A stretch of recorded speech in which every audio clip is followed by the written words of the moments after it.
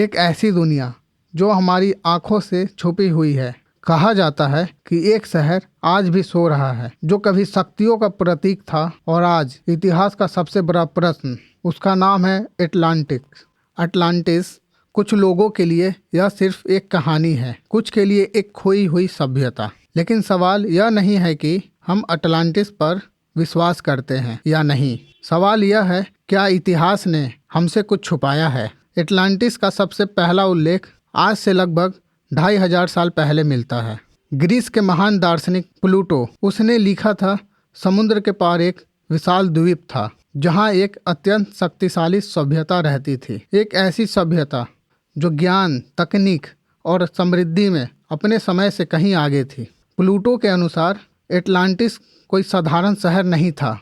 वहाँ गोलाकार नहरें थी, भव्य महल थे, सोने से सजे मंदिर थे, उनके पास उन्नत जहाज थे, शक्तिशाली सेना थी और दुनिया भर से व्यापार होता था। अटलांटिस मानव सभ्यता का शिखर था। लेकिन इतिहास हमें एक बात बार बार सिखाता है, जब शक्ति बढ़ती है तो अहंकार भी बढ़ता है। प्लेटो लिखता है कि अटलांटिस के लोग धीरे धीरे नैतिकता से दूर हो गए। देवताओं के नियम टूटे, लालच बढ़ा और संतुलन बिगड़ गया। और फिर वो रात आई, धरती कांप उठी, समुद्र उफान पर था, आसमान टूटने लगा। एक ही दिन और एक ही रात में अटलांटिस समुद्र में समा गया। कोई युद्ध नहीं, कोई चेतावनी नहीं, बस पूर्ण विनाश। उस रात के बाद एटलांटिस कभी नहीं दिखा। कोई नक्शा नहीं, कोई अवशेष नहीं, कोई ठोस प्रमाण नहीं। और यहीं से शुरू होता है इतिहास का सबसे बड़ा विवाद। क्या एटलांटिक सच में था या यह सिर्फ एक दार्शनिक कल्पनाएं थी। कुछ विद्वान कहते हैं एटलांटिक ग्रीस के पास था, कुछ मानते हैं